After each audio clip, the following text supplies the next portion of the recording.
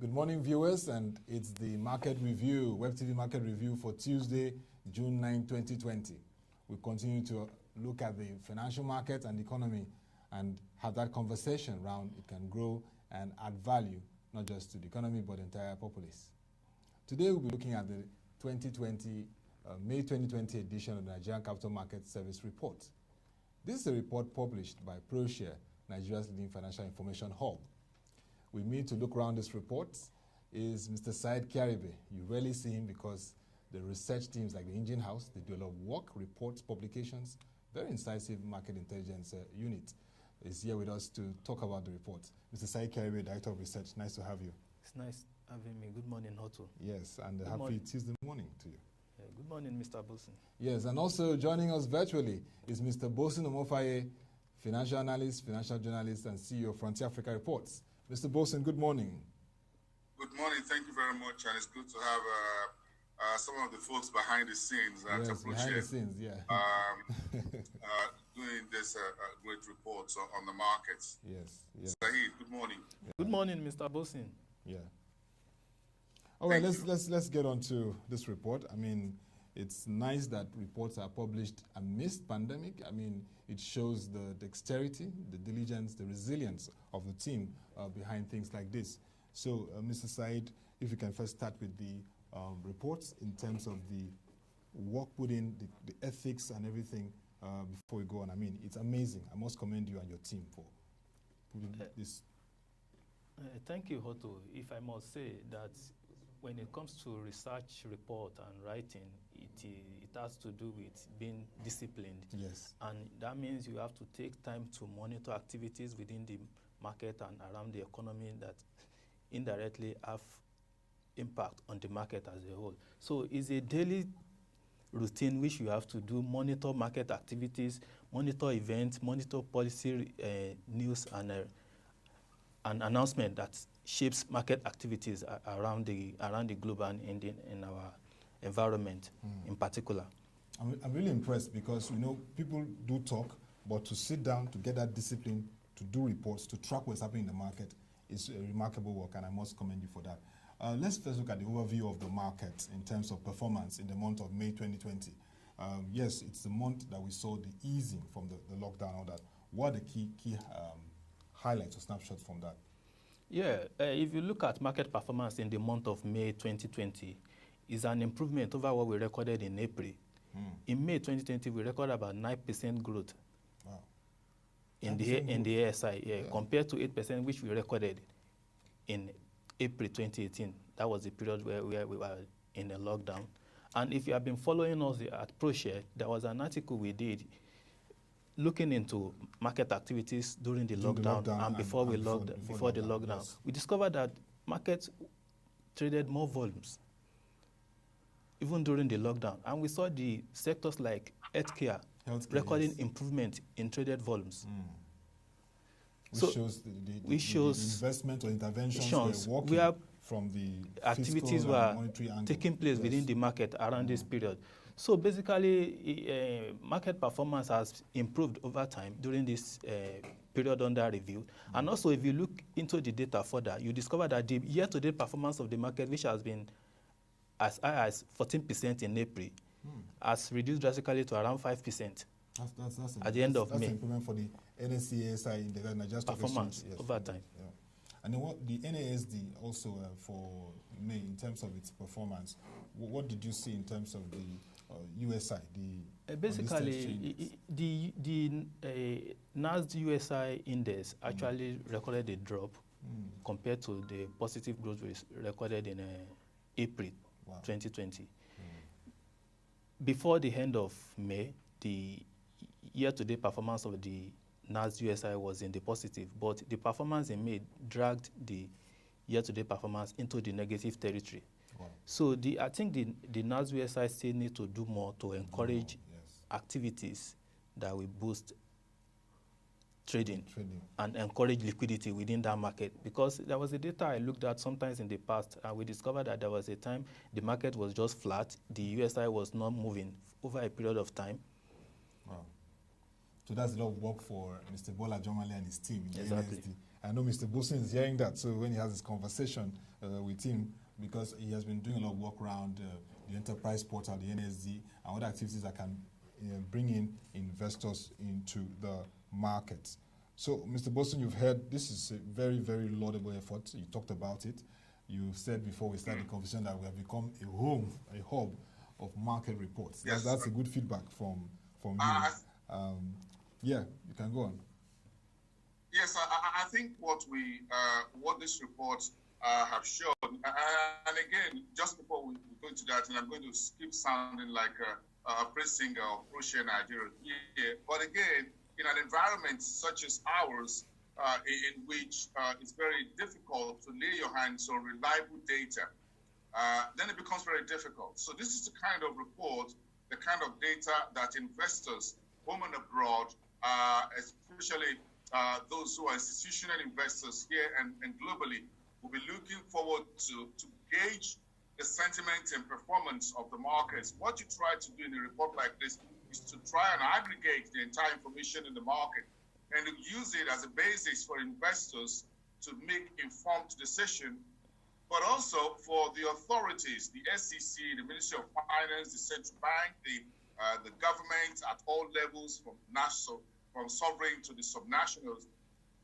to get a sense of where the market is and why the market is important in terms of the entire fiscal programs and policies and actions that are being put in place. So this report is not just for those who want to invest in the various segments of the market, whether you're doing FX, treasuries and bonds by the FMDQ, or you're doing it by the Nigerian Stock Exchange, or you're going to the unlisted securities market of the NASD OTC. Now, if you look at this report, what you just pointed out, what Saheed just pointed out, is the increased market activity during the last 3 months or so of COVID-19 pandemic. Now, what does that mean?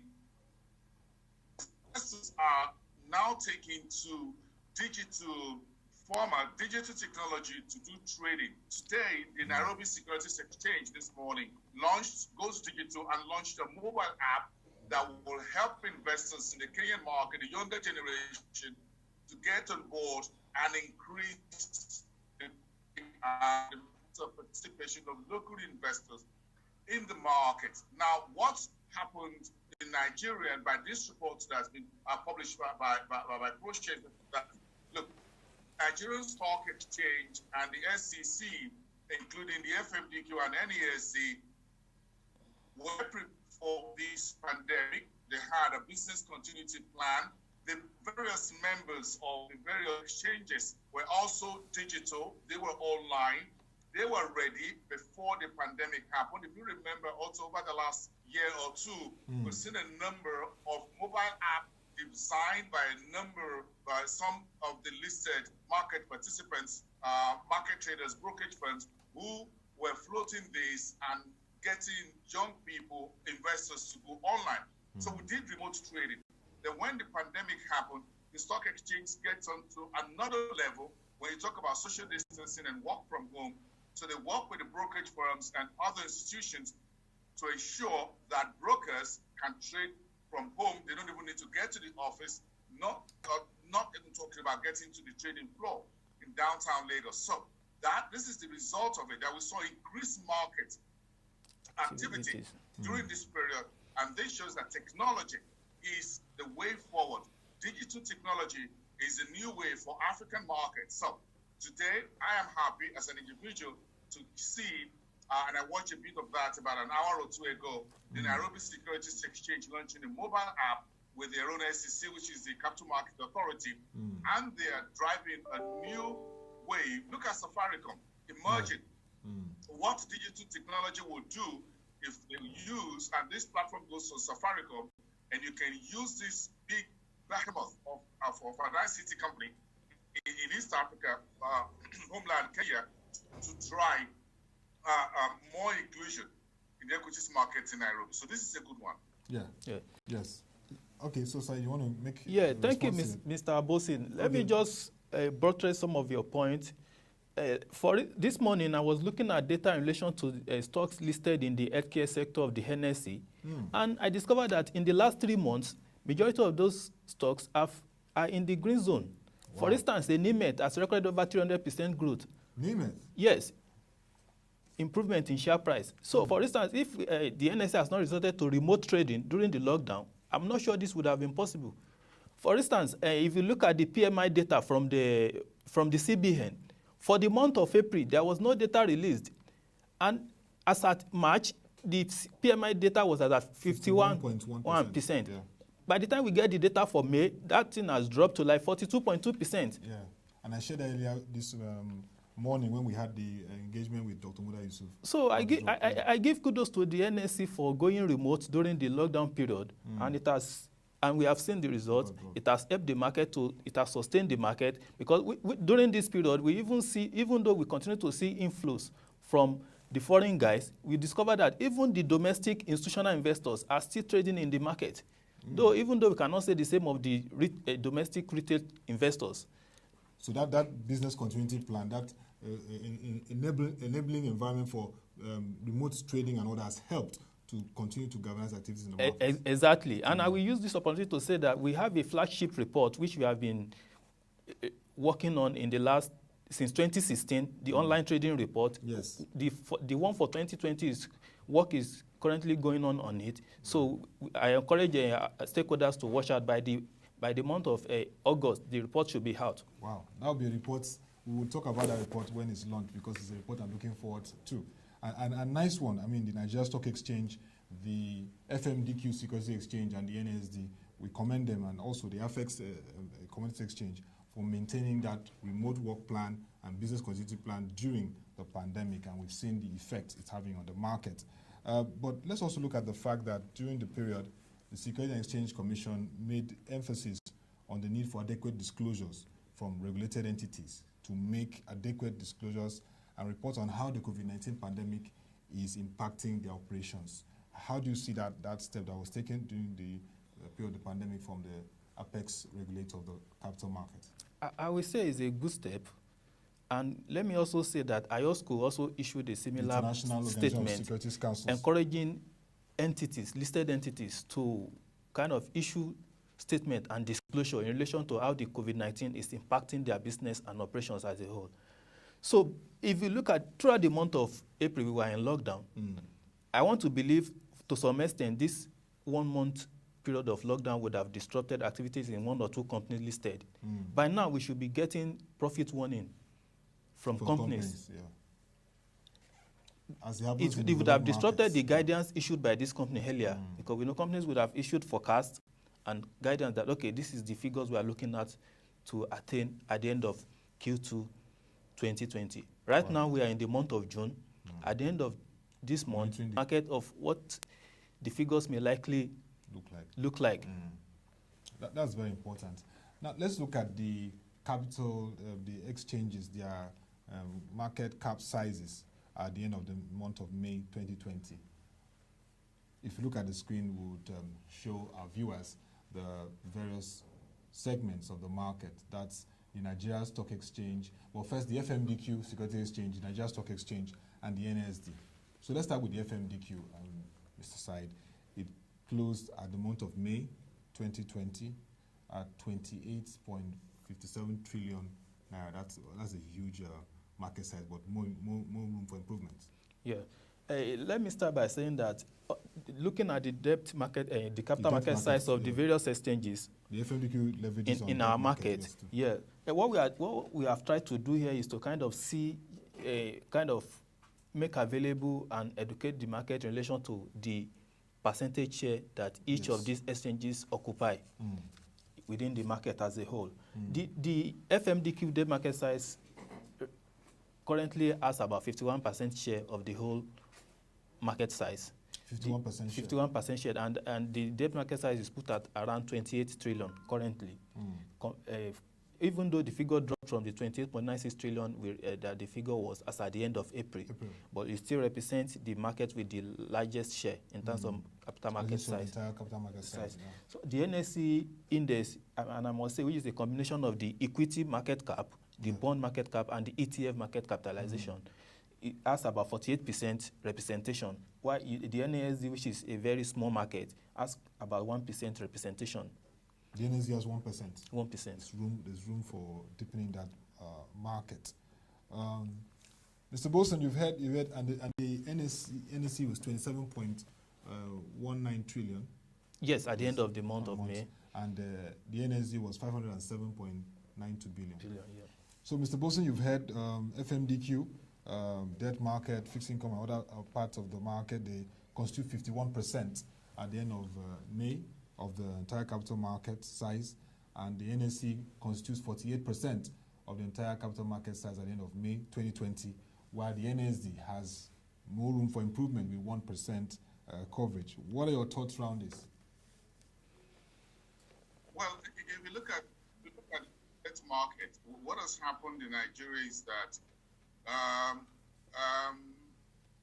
the incoming of FMDQ has raised the game and has provided another window for investors who want to and issuers to look at the debt market. The Nigerian Stock Exchange was the traditional home for government debt, with the first issuance, which was done around independence, when the SEC, or the markets desk of the central bank, was carved out of the new central bank back then, that later transformed into the Nigerian Stock Exchange in 1960. So this year is the anniversary of the Nigerian Stock Exchange, 60 years, as well as that of the Federal Republic of Nigeria, even though trading formally started on the NSE in 1961.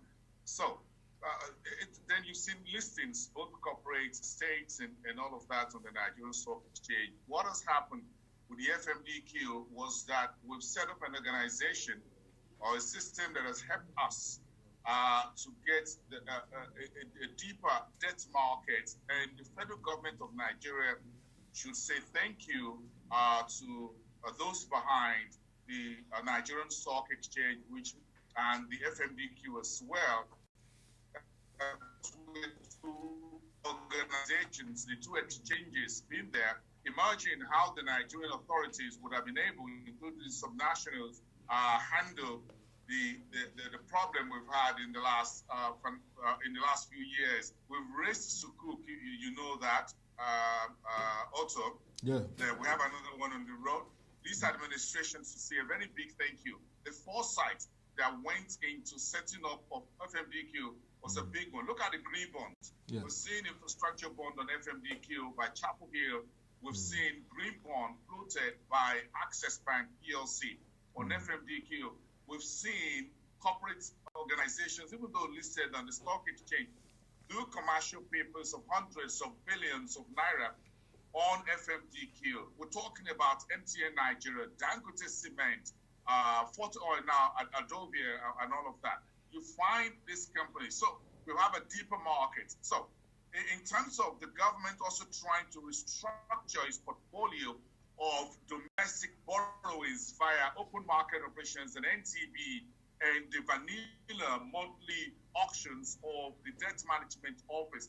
So it was a great foresight and a great job that the guys at the FMDQ are doing in deepening the market, and they're coming up with new derivative instruments that will help hedging, not just with the debt market, but also FX, which is part of the FMDQ portfolio. So that has been a big game changer for the Nigerian financial market, and everyone should say thank you to the authorities, including the SEC, that gave the approval for the FMDQ Securities Exchange, now a group, a PLC, as well as the central bank, which was the midwife of and all the banks that put their hands and their monies together into the FMDQ.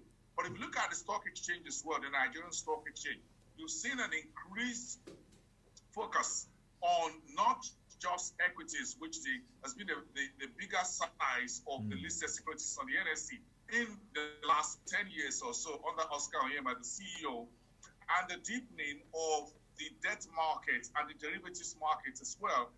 In terms of other products, some are listed by market firms, brokerage firms, dealing firms on the NSE as well. So what we've seen in the last few years was an aggressive deepening and a widening and more people are now getting included in the market. So we say thank you to everyone who's made all of this possible.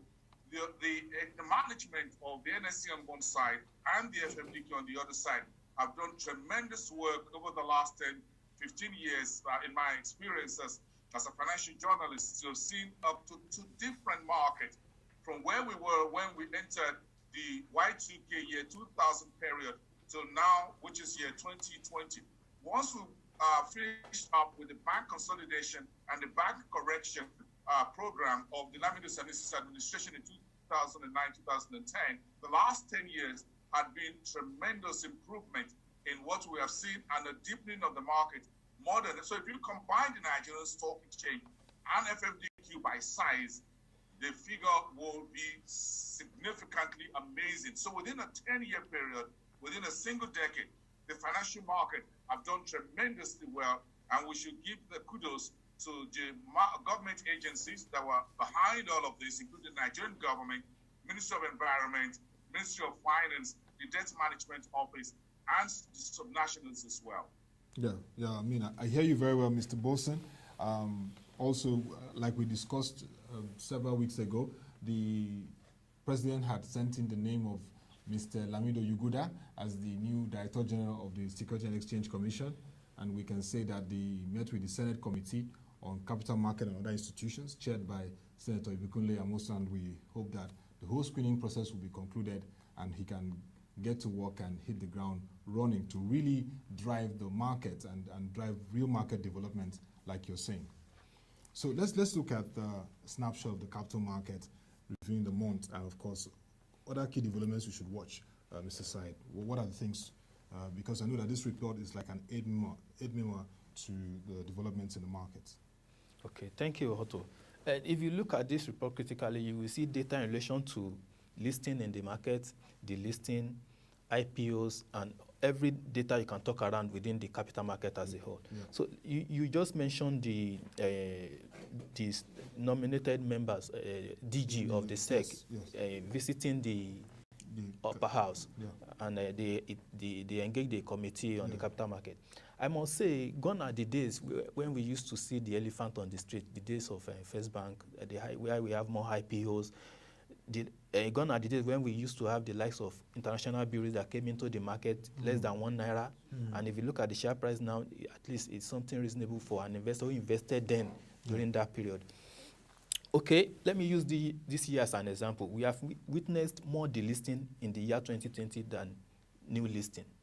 More delistings? Like, yes, okay. 3 companies has been delisted this year compared to 1 new listing in 2020. And these new listings as a result of the merger between CCNN and Obu Cement that brought about Boa Cement.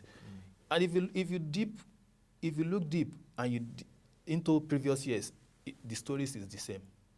So I think there is more room for improvement. The new SEC leadership has to do more to kind of change the way things are in the market. We have to look into digitalizing IPO process and encourage investors, at least stimulate primary market activities, because the primary market activities within the market is not too. So you should stimulate more of the primary market activities. We need to see more IPOs, more IPOs. Offers, because what we hear of recent is companies doing right issues. That means existing investors still bringing in more money into the company. But we need to see the revival of the primary market activity. We need to see more IPOs in this market. And like we were talking about the market capitalization, if we see more primary market activities, this capitalization will grow. Just like what we saw like last year in terms of MTN and Airtel. Yeah. Mr. Boason, you have some comments to that, the need for the new management of SEC, apart from hitting the ground running, galvanize primary market activities, get IPOs, get all those activities happening, and let this market grow and thrive? Well, I'll tell you, we need a bull in the SEC on the seat of that Director General.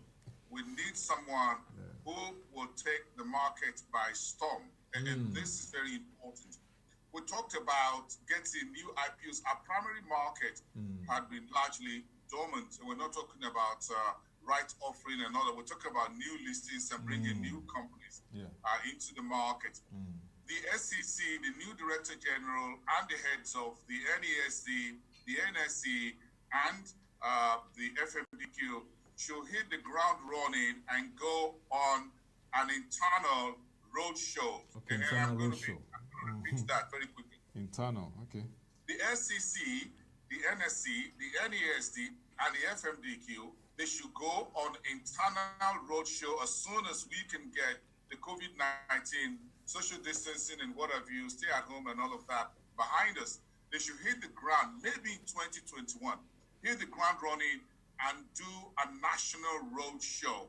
And I'm not talking about just roadshows done in fancy hotels, 5-star hotels across the country.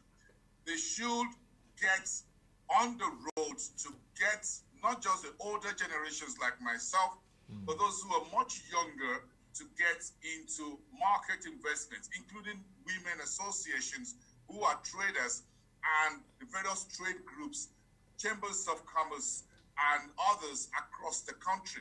They need to draw up a program of a national roadshows across Nigeria to get folks to get onto the market. Whoever wants to do debt, that's a big one. So they need to go to Aba, they need to go to Kano, they need to go to Enugu, they need to go to Ibadan, they need to go to a few other places where they will be able to speak to the market, all of them on the same page, and drive more inclusion of local investors in our market. They should do that in 2021 if that is not feasible by fourth quarter of this year. The DG of the NSC, and I remember years ago when I started as a journalist in the print media, the SEC led this type of roadshows across the country, and I attended quite a number of them to talk to chambers of commerce, to talk to business associations and trade groups about why they should invest in the market. This is the time that they should get back on that roadshow, a national roadshow across the 6 geopolitical zones, and go to the critical areas where they can bring people and businesses and interests together, including those who are startups, so that we can increase the inclusion we're talking about here in the marketplace. We can get some more IPOs back into the market. We sorely need it. We need new listings on the market. We've seen the number of delistings from the NSC in recent years. That is not happifying at all. So we need to get some of this to come to the market. We need to work with those are the export processing zones. We need to work with the companies that are the special economic zones, for example, even in areas such as Borno State.